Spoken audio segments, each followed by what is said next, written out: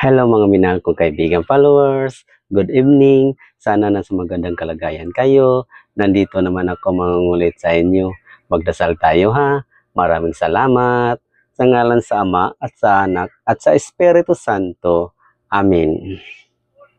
Ama naming banal na may magandang busilak na puso, gamitin mo ang inyong karangalan at kapangyarihan upang dulutan ng lunas at awa ang mga dumudulog sa iyo, Panginoon, lalo na sa mga kaibigan ko at yung nanonood sa video na to, kasama na rin ang aming mga pamilya, buong giliw mong tunghayan.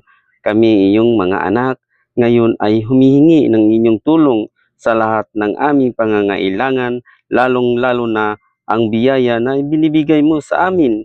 Palakasin mo ang aming katawan at mahabang buhay ngayon at magpakailanman. Amin. Sa ngalan sa Ama at sa Anak at sa Espiritu Santo. Amin. Babay mga minahal kong kaibigan followers. Good night. Salamat.